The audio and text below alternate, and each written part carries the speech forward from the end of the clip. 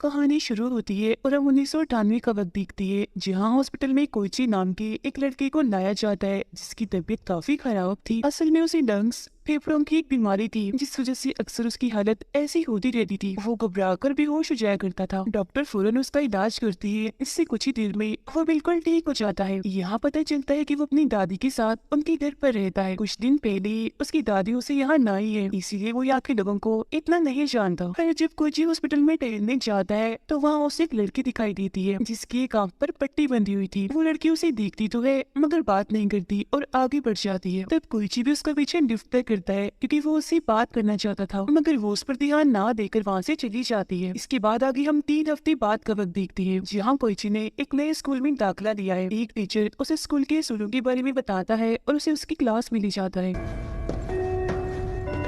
जब क्लास में आने के बाद कोची सबको अपने बारे में बताने लगता है कि कुछ वक्त पहले ही मेरी मॉम की मौत हो गई है और मेरे डैड इंडिया गए हैं काम के सिलसिले में, इसलिए मैं यहाँ अपनी दादी और चाची के साथ रहता हूँ। इसी दौरान कोची की नजर क्लास की एक लड़की पर जाती है जो और कोई नहीं बल्कि वही थी जो उसे हॉस्पिटल में मिली थी, यानी जिसकी आंख पर पट्टी थी। फिर पहली क्लास खत्म होने के बाद कोची कुछ बच्चों से बात करता है और उस लड़की के बारे में पूछने लगता है। आगे वो बच्चे कोची को एक कागज देते हैं जिसमें हर बच्चे की सीट के बारे में लिखा था, मतलब कि कौन सा बच्चा कहाँ बैठेगा। जिसे देखकर कोची हैरान रह जाता है क्योंकि वो देखता है कि जिस जगह पर वो लड़की बैठी हुई थी वहाँ तो कोई सीट ही नहीं है। स्कूल खत्म होने के बाद जब वो अपने घर जाता है तो उससे मिलने उसकी चाची आती है। इनकी बातों से हमें पता चलता है कि उसकी चाची भी उसे स्कूल में पढ़ाती है, यानी जिस स्कूल में कोची जाने लगा है। यहाँ उसकी चाची उसे दोबारा स्कूल के असूल बताने लगती है। कहती है कि जो भी टीचर तुम्हें कहे हमेशा वही करना, उनकी बात के खिलाफ मत जाना। अगले दिन कोची स्कूल में एक लड़की से मिलता है जिससे उसकी दोस्ती हो जाती है। जहाँ इसी बीच उसे दोबारा से स्कूल की छत पर हॉस्पिटल वाली लड़की दिखने लगती है। इस बारे में वो अपने दोस्त को भी बताता है, जिस पर वो कहती है कि मुझे तो वहाँ कोई नहीं दिख रहा, वहाँ कोई है ही नहीं। अब उसे इस बात से हैरानी तो होती है, इसीलिए वो खुद पता लगवाने के लिए छत की तरफ जाने लगता है। वहाँ आकर उसे पता चलता है कि इस लड़की का नाम मे है। वो लड़की यानी मे अब कोई चीज से बात करती है। कहती है कि स्कूल में जो कर्स यानी जो श्राप है वो शुरू होने वाला है। मगर अब इससे पहले कि कोची उसे कोई और बात करता, अचानक से उसके सीने में दर्द होने लगता है। इसके फौरन बाद वो डॉक्टर के पास आ जाता है। डॉक्टर उसका चेकअप करने की बात बताता है कि तुम्हें बिल्कुल ठीक होने में अभी वक्त लगेगा, बस तुम्हें परेशान नहीं होना और अपनी दवाई टाइम पर लेना रोजाना। अब अगले दिन स्कूल जाकर कोची मे पर नजर रखने लगता है। वो देखता है कि एक और आदमी भी है जो उसकी ही तरह मे पर नजर रख रहा है। अब तभी उसकी क्लास का एक लड़का कोची के पास आकर बताता है कि वो आदमी जिस लड़की पर नजर रखे हुए है वो दरअसल इस स्कूल का लाइब्रेरियन है, यानी जो लाइब्रेरी में काम करता है। अब कोची उससे ही मे के बारे में पूछने लगता है। अभी वो मे के बारे में उसे बताने ही वाला था कि तभी उसकी दोस्त आकर उसे अपने साथ ले जाती है। जिसके बाद अब कोची खुद ही लाइब्रेरी में चला जाता है लाइब्रेरियन से बात करने के लिए। यहाँ उसे एक डॉल की ड्राइंग मिलती है जो एक खिलौना था, जिसे देखकर कोची को याद आता है कि बिल्कुल ऐसी डॉल में भी अपने साथ लेकर चलती है। अब इतनी ही देर में वहाँ लाइब्रेरियन आ जाता है जो कोची को उसकी क्लास में जाने का कहता है। अब कैसे भी करके कोची सब जानना चाहता था, इसीलिए वो अपने क्लास के 2 लड़कों के पास जाकर सारी सच्चाई पूछने लगता है। तो वो उसे बताते हैं कि सालों पहले मे नाम की एक लड़की 3rd ईयर क्लास में पढ़ती थी, मगर फिर अचानक एक दिन उसकी मौत हो गई और बस उसी दिन के बाद से उसकी सीट पर कोई नहीं बैठता। मगर उसकी मौत के बाद क्लास के बच्चों ने उसकी सीट पर एक डॉल को रख दिया और बिल्कुल ऐसे ही बर्ताव किया जैसे वो सच में क्लास में मौजूद है। जिसके बाद वो सारे बच्चे वहाँ से चले गए और बस तभी से उनका मानना है कि मैं आज भी एक स्टूडेंट के रूप में उस सीट पर आकर बैठती है, यानी वो स्टूडेंट जिसे इतने वक्त से कोची भी देख रहा है। अब उनकी ये बातें सुनकर कोची काफी घबराने लगता है क्योंकि उसे अजीब लग रहा था ये सोचकर कि मैं इतने वक्त से एक आत्मा को देख रहा हूँ। फिर जैसे वो ऊपर देखता है तो वो लड़की उसे दोबारा से दिखने लगती है, जिससे एक बार फिर उसकी तबीयत खराब हो जाती है। इसीलिए वो डॉक्टर के पास चला जाता है। यहाँ उसकी मुलाकात एक नर्स से होती है जो उस स्टूडेंट की बहन है जिसने कोची को लाइब्रेरियन के बारे में बताया था और जिससे कोची ने मई के बारे में जानने की कोशिश की थी। यहाँ कोची उसे भी मई के बारे में बताकर पूछने लगता है कि मैंने उसे इस हॉस्पिटल में भी देखा था, वो यहाँ क्या करने आती है। जिस पर वो नर्स कहती है कि अभी तो मैं इस बारे में नहीं जानती, मगर पता लगवाकर मैं तुम्हें बता दूंगी लाजमी। अब एक दिन कोची को एक डॉल्स की शॉप मिलती है जहाँ बहुत सारी गुड़िया थी, इसीलिए वो अंदर जाकर चेक करने लगता है। जिस दौरान हम देखते हैं कि उसकी दोस्त उसे इस दुकान के अंदर जाते हुए देख रही है।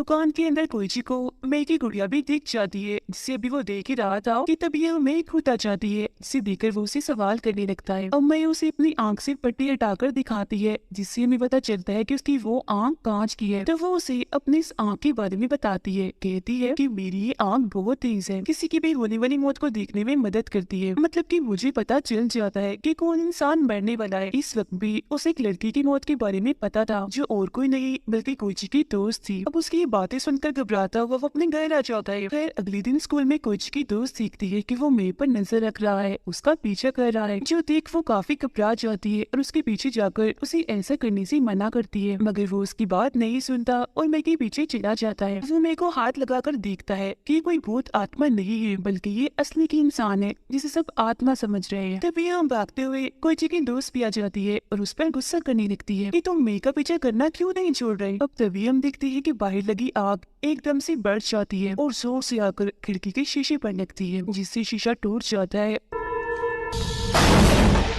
और कांच सीधा आकर कोइची की दोस्त की गर्दन में घुस जाता है। और वो कांच का टुकड़ा तेजदार नुकीला था, जिससे उसका बहुत सारा खून बह गया था, इसीलिए उस बेचारी की मौके पर ही मौत हो जाती है। अब जैसे कि मैंने उसकी मौत को देखा था, तो वो सच में मर गई। इसी बीच मैं अपनी उस आंख से देखती है कि उस लड़की की लाश के आसपास बहुत सारा खून जैसा लिक्विड निकल रहा है, जिसका मतलब था कि उसे ऐसे ही पता चलता है कि कोई इंसान मरने वाला है। अब ये लिक्विड उसने देख लिया था, तो इसका मतलब आगे भी किसी इंसान की मौत होने वाली है। फिर तभी यहाँ और भी बहुत सारे बच्चे आ जाते हैं और उस लड़की की मौत पर काफी दुखी हो जाती है, मगर वो उसकी मौत का जिम्मेदार कोइची को भी समझ रही थी, क्योंकि उसने ही स्कूल के असूल तोड़े थे, जिस वजह से मौतें होना शुरू हो गई है, यानी कि कर्ज वापिस आ गया है। मगर वो अभी भी कुछ नहीं समझ पाता। फिर शाम को जब वो हॉस्पिटल में जाता है, तो नर्स उसे बताती है कि मैं यहाँ कुछ दवाइयाँ लेने आती रहती है। फिर अब अगले दिन कोइची अपनी क्लास के उसी लड़के इन्हीं नर्स के भाई से कर्ज इन्हीं शराब के बारे में पूछने लगता है, क्योंकि मैंने भी उसे किसी कर्ज के बारे में ही कहा था, मगर वो उसे कुछ भी नहीं बताता और नजरअंदाज करके उसे दूर जाने लगता है। साथ ही वो कोइची को ये भी कहता है कि मेरी बहन यानी उस नर्स से भी तुम दूर ही रहो। अब यहाँ हमें पता चलता है कि वे कोई भूत या आत्मा नहीं है, बल्कि ये सच में एक लड़की, एक स्टूडेंट है जो इसी स्कूल में पढ़ती है। मगर सारे बच्चे और टीचर्स उसे नजरअंदाज करती है और ऐसे समझते हैं जैसे वो यहाँ है ही नहीं, मतलब कि देख कर भी अनदेखा कर देना। मगर इसके पीछे वजह क्या थी, इसके बारे में कोई नहीं जानता था, पर वो इस बारे में कैसे भी करके पता करना चाहता था, इसीलिए वो हॉस्पिटल जाकर नर्स के पास जाने लगता है। मगर तभी उसे याद आता है कि नर्स के भाई ने मुझे इसे दूर रहने का कहा है, इसीलिए वो उसके पास नहीं जाता। अब नर्स को हम देखते हैं जो अकेले लिफ्ट से जा रही थी, मगर तभी अचानक कहीं से एक कांच सीधा आकर उसके सर में धंस जाता है, जिससे वो भी वही मारी जाती है। कोइची जल्दी से उसके पास जाता है और अपनी आंखों के सामने एक के बाद दूसरे में देखकर काफी हैरान भी रह जाता है और डर भी गया था। अगले दिन जब नर्स को दफनाया जा रहा था, तो हम देखते हैं कि नर्स का भाई कोइची से बात नहीं करता, वो बस उसे गोरे ही जा रहा था, क्योंकि वो उसे अपनी बहन की मौत का जिम्मेदार समझ रहा था। इसके अलावा जब वो क्लास में जाता है, तो वहाँ भी कोई उससे बात नहीं करता, उसे सब देखकर भी नजरअंदाज कर देती है। 今朝なんかあったっけ山田。 ऐसा दरअसल वो लोग इसीलिए कर रहे थे क्योंकि उनका मानना था कि अगर वो मई के साथ साथ कोइची को भी नजरअंदाज करेंगी तो शायद मौतें होना फिर से बंद हो जाएंगी। फिर जब वो क्लास की सीटों वाली लिस्ट देखता है, तो ये देखकर काफी हैरान रह जाता है कि उसकी और मई की सीट को कैंसिल कर दिया गया है, क्योंकि उस पर क्रॉस लगाया हुआ था, जिसका मतलब था कि अगर वो क्लास में आए और ना आए बराबर ही है। फिर अब स्कूल खत्म होने के बाद वो मई के पास जाता है और उससे पूछता है कि आखिर सब क्या हो रहा है, ये स्कूल में अजीब क्या चल रहा है, जिस पर वो उसे बताती है कि हर साल जब भी बच्चों का इस स्कूल में एडमिशन यानी दाखिला होता है, तो एक बच्चे को नजरअंदाज करने के लिए वोटिंग की जाती है। मतलब कि जिस बच्चे का भी नाम आएगा उसे पूरे साल नजरअंदाज किया जाएगा, जैसे वो स्कूल में है ही नहीं। ऐसा इसलिए किया जाता है क्योंकि सबका मानना था कि अगर वो ऐसे नहीं करेंगे तो स्कूल में पैरानॉर्मल यानी अजीबोगरीब चीजें होने लगेगी, जिससे एक के बाद एक स्टूडेंट मारे जाएंगे। ये एक किस्म का कर्ज है।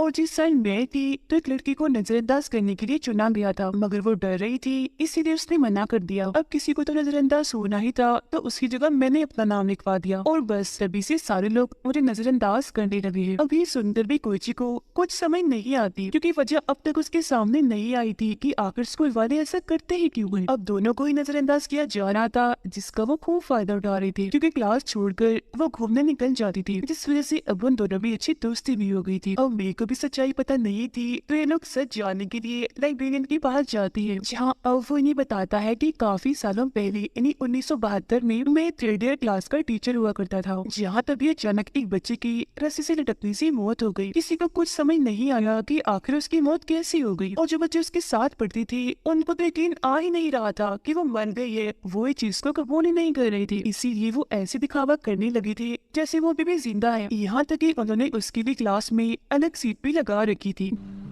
友人たちは悲しく彼女を見ているふりをし続けたらしい。 जिसके बाद स्कूल में एक कर्ज आ गया, क्योंकि उस बच्चे के मरने के बाद ही स्कूल के बच्चे अचानक से ही मरने लगे, जिसे रोकने के लिए सबने फैसला किया कि वो हर साल एक बच्चे को वोटिंग के जरिए चुनकर उस लड़की की सीट पर बिठा देंगे। सभी के लिए उस सीट पर बैठा जाने वाला बच्चा गायब ही माना जाएगा, मतलब कि सब उसे नजरअंदाज करेंगे। फिर वक्त के साथ साथ हमारा ये प्लान कामयाब होने लगा था, क्योंकि मौतें होना बंद हो गई थी, और बस तभी से हर साल उस सीट के लिए बच्चों की वोटिंग की जाती है। और ये तब तक ठीक रहा जब तक कि कोई तुमने आकर स्कूल के असूल ना तोड़ दिए। जो असूल था उस सीट पर बैठने वाले बच्चे को नजरअंदाज करना। それが美咲さん。 मगर कोईची ने उस सीट पर बैठने वाली लड़की मेरे को नजरअंदाज नहीं किया, इसलिए कर्ज वापस आ गया, जिससे अजीबोगरीब चीजें होना शुरू हो गई हैं, जिस वजह से मोती होने का सिलसिला भी दोबारा से शुरू हो गया है। ये सब जानकर दोनों ही काफी हैरान रह जाती हैं, मगर वो फैसला करती है कि हम इसे हल करने का कोई तरीका ढूंढ निकालेंगे। अब लगातार नजरअंदाज होने की वजह से कोईची परेशान रहने लगा था। उसे लग रहा था कि कहीं मैं सारी मौतों का जिम्मेदार तो नहीं। अब उसकी परेशानी देखकर मैं उसे चेक करती है कि कहीं वो एक्स्ट्रा लिविंग पर्सन तो नहीं, मतलब कि ऐसा इंसान जिसे बहुत पहले मर जाना चाहिए था मगर वो अभी तक जिंदा है, और उसकी वजह से ही लोगों की मौतें हो रही हैं, और अगर वो मर जाए तो कर्ज खत्म हो जाएगा।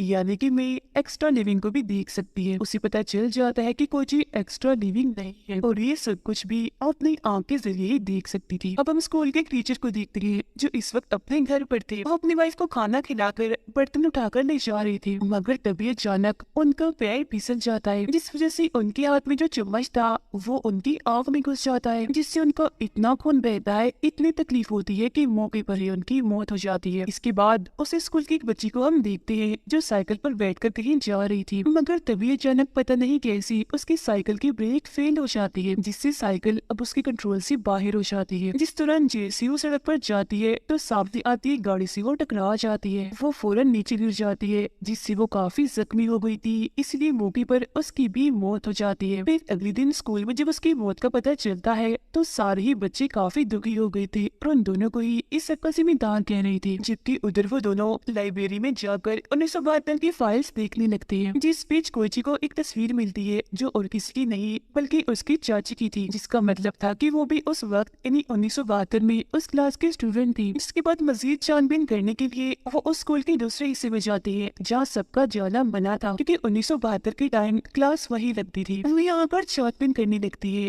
ताकि उन्हें कोई क्लू, कोई सुराग मिल सके, और तभी कोईची को यहाँ एक ऑडियो टेप मिल जाती है जो काफी पुरानी लग रही थी। जब ये लोग उसे सुनते हैं तो पता चलता है कि इसे भी उसी वक्त 1972 में रिकॉर्ड किया गया है। जब स्कूल में मौतें हो रही थी, ऑडियो में एक लड़का बता रहा था कि अगर वो एक्स्ट्रा लिविंग पर्सन को मार देंगे तो ये कर्ज खत्म हो जाएगा। जिसके बाद आगे वो लड़का बताता है कि एक बार मेरी भी लड़ाई एक एक्स्ट्रा लिविंग इंसान से हो गई थी, इसमें मैंने उसे मार दिया। ऐसा होते ही कर्ज रुक गया और अगले ही दिन मरने वाले इंसान को हर कोई भूल गया कि वो कौन था। अब क्योंकि मैं हर वक्त अपनी कांच वाली आंख को ढक कर रखती थी, इसीलिए उसे कभी भी एक्स्ट्रा लिविंग इंसान नहीं दिखा। इसीलिए अब उन्हें कुछ भी समझ नहीं आती कि भला एक्स्ट्रा लिविंग इंसान कौन हो सकता है जिसे हम मारकर इस कर्ज को खत्म कर सकते हैं। अब कोईची की चाची समझ गई थी कि वो दोनों बेकसूर हैं, इसीलिए वो दोनों को क्लास में बुलाती है और सबको कहती है कि हम इन्हें नजरअंदाज कर रहे हैं, मगर मौतें तो अभी भी हो रही हैं, जिसका मतलब है कि इनका कोई कसूर नहीं है, ये एक्स्ट्रा लिविंग नहीं है। और हाँ, कल हमारा स्कूल एक ट्रिप पर जा रहा है जिसके लिए सब तैयार रहे। अब अगले दिन सब बच्चे ट्रिप के लिए स्कूल के दूसरे कैंपस में रुकते हैं, जहाँ जब कोईची और मैं खाना खा रही थी तो उनकी दो साथी खाना खाने के लिए उनके साथ आकर बैठ जाती है, क्योंकि उन्हें भी अब लग रहा था कि ये दोनों बेकसूर है, इनकी वजह से कुछ नहीं हो रहा। मगर तभी यहाँ एक लड़की आकर मेरे को बातें सुनाने लगती है, कहती है कि तुम कसूरवार हो, सारी मौतें तुम्हारी वजह से ही हो रही हैं, जिस पर मैं उनसे अपनी गलती ना होते हुए भी माफी मांगती है। इसी बीच हम नर्स के भाई को देखते हैं जिसे उन दोनों पर अभी भी शक था, जिस वजह से वो चुपचाप कोइची का बैग चेक करने चला जाता है, जिसमें उसे वही ऑडियो टेप मिल जाती है। वो उस टेप को खुद भी सुनता है और अपने कुछ दोस्तों को भी सुना देता है, जिसके बाद वो प्लान बनाते हैं कि हम कोइची और मे को मार देंगे, क्योंकि हो ना हो वो एक गुनाहगार है, मतलब कि वो एक एक्स्ट्रा लिविंग पर्सन है। जहाँ इसी बीच दिखाया जाता है कि कैंपस में अजीबोगरीब चीजें होना शुरू हो गई है। मैं भी अपने आंख पर से पट्टी हटाकर घूम रही थी ताकि वो देख सके कि कौन एक्स्ट्रा लिविंग है। जी हाँ, तभी उसके पास कोइची की चाची आ जाती है, जिसे मैं बड़े गौर से देखने लगती है, क्योंकि उसे पता लग गया था कि एक्स्ट्रा लिविंग और कोई नहीं बल्कि यही है, यानी कोइची की चाची। वो इस बारे में कोइची को बताने ही वाली थी कि तभी इधर एक लड़का आकर बताता है कि अभी अभी एक लड़की की मौत हो गई है, जो सुनकर वो फौरन ही उसके साथ जाने लगती है। अब कोइची की सीने में दोबारा से दर्द होने लगता है, इसीलिए उसे भागा नहीं जाता, जिस बीच तभी उसे कोई एक कमरे से बुलाने लगता है, इसीलिए वो उस कमरे की तरफ ही जाने लगता है चेक करने के लिए कि आखिर वहाँ कौन है। उधर मैं और वो लड़का जब जा रही थी तो उन्हें रास्ते में वही लड़की मिलती है जिसने पहले भी मैं से बदतमीजी की थी। वो एक चीज से जैसे मैं पर हमला करने लगती है तो उसके साथ वाला लड़का आगे आकर उसे रोक देता है, जिसके बाद वो उसके पीछे पड़ जाती है। तो वो लड़का अपनी जान बचाने के लिए खिड़की से कूद पड़ता है, मगर बदकिस्मती से वो मेन तार में फंस जाता है। उसे इतनी जोर से बिजली के झटके लगते हैं कि उस बेचारे की मौत हो जाती है। ये देखकर मैं काफी घबरा जाती है और वहाँ से दूर भागने लगती है। वो लड़की भी उसके पीछे पड़ जाती है ताकि वो मे को मार सके, मगर तभी रास्ते में कहीं से एक तेजधार तार आ जाती है, जिससे उस लड़की का सर कटकर जिसमें से अलग हो जाता है, जो देखने में काफी भयानक लग रहा था। नर्स का भाई अपनी बहन की मौत का बदला लेने के लिए चाकू से कोइची पर हमला करता है, जिससे वो कट मार कर कोइची के चेहरे को जख्मी कर देता है, मगर तभी पीछे से मैं आकर उसके सिर पर एक बर्तन से वार कर देती है, जिससे वो नीचे गिर जाता है और ये दोनों भी यहाँ से चले जाते हैं। उनके जाने के बाद नर्स के भाई को इतना गुस्सा आ गया था कि वो सारे सामान को तोड़ने लगता है, जिस वजह से उनका गैस पाइप लीक होने लगता है। आग लग जाती है जिससे वो काफी बड़ा धमाका हो जाता है, जिसमें नर्स का भाई भी मारा जाता है। जिसके बाद वो दोनों बाकी बच्चों के पास जाकर उन्हें कैंपस से बाहर करने लगती है, क्योंकि आग फैलती जा रही थी। मैं कोइची की चाची का पीछा करती है ताकि वो उसे मारकर कर्स यहीं पर खत्म कर दे, क्योंकि वो जान चुकी थी कि वो एक्स्ट्रा लिविंग है। सब लोग जब बाहर आ जाते हैं तो कोइची देखता है कि मैं और उसकी चाची वहाँ पर नहीं है, जिसके बाद वो और लाइब्रेरियन उन्हें ढूंढने दोबारा कैंपस के अंदर जाती है। अंदर आकर वो देखते हैं कि मैं कोइची की चाची को मारने की कोशिश कर रही है। तब लाइब्रेरियन उसे बचाने के लिए मैं को पकड़ लेता है और फिर मौके का फायदा उठाकर उन्हें वहाँ से ले जाता है। अब मैं और कोइची भी उनके पीछे जाती है। जब मैं अपने उस आंख से देखती है कि लाइब्रेरियन और कोइची की चाची के पास खून जैसा लिक्विड चल रहा है, जिसका मतलब था कि अब मरने की बारी उन दोनों की है। तभी अचानक लाइब्रेरियन का पैर फिसल जाता है और वो नीचे जाके गिरता है, नीचे तो पहले ही आग फैली हुई थी, जिसमें गिरने से उसकी मौत हो जाती है। जहाँ इसी बीच कोइची की चाची भी दीवार से लटक जाती है, जिससे बचाने के लिए कोइची आगे बढ़ता है, मगर मैं देखती है कि अगर उसने अपनी चाची को बचाने की कोशिश की तो वो भी मारा जाएगा। इसीलिए वो यहाँ बता ही देती है कि वो एक्स्ट्रा लिविंग इंसान कोई और नहीं बल्कि तुम्हारी चाची है। जो सुनकर उसकी चाची समझ जाती है कि अब मुझे क्या करना है जिससे कर्ज खत्म हो जाए। वो कोइची से हाथ छुड़ा कर खुद ही आग में कूद कर अपने जान दे देती है, जिसके बाद अब ये दोनों भी वहाँ से बाहर आ जाते हैं। यहाँ दोबारा से तबीयत खराब होने की वजह से कोइची भी होश हो जाता है। फिर जब उसे होश आती है तो वो हॉस्पिटल में था, तो वहाँ उसे मिलने में आती है और बताती है कि अब तुम्हारी चाची के मरते ही कर्ज खत्म हो गया है और सब उनको भूल गई है, बिल्कुल वैसे ही जैसे 1972 के टाइम में हुआ था। क्योंकि पुरानी टेप तो जल गई थी, इसीलिए वो आगे के बच्चों के लिए नए टेप में एक रिकॉर्डिंग करती है। इसमें वो बताते हैं कि अगर कर्ज दोबारा से शुरू हो जाए तो क्या करना है। इसके बाद कोइची अपनी दादी के साथ अपने डैड के पास जाने के लिए तैयारियां कर रहा होता है। जाते जाते वो मेरे को अलविदा कहने भी आता है। इसके बाद हम आखिर में 2012 का वक्त देखते हैं, जहाँ स्कूल में एक लड़की को कोइची और मेरे की रिकॉर्ड की हुई टेप मिल जाती है। साथ ही हम देखते हैं कि उनकी क्लास का टीचर और कोई नहीं बल्कि लाइब्रेरियन था, जो कि 14 साल पहले आग में गिरा तो था मगर वो बच गया था, जिसका मतलब था कि ये कर्ज फिर से शुरू हो गया है, क्योंकि उसे मर जाना चाहिए था मगर वो नहीं मरा, अभी भी जिंदा है। इसका मतलब था कि अगला एक्स्ट्रा लिविंग पर्सन ही लाइब्रेरियन है, मगर इसके बारे में पता कैसे चलेगा, क्योंकि वो तो बस मैं ही देख सकती थी। इसका मतलब था कि अब दोबारा से मौतें होना शुरू हो जाएंगी और इसी के साथ ही कहानी इधर ही खत्म हो जाती।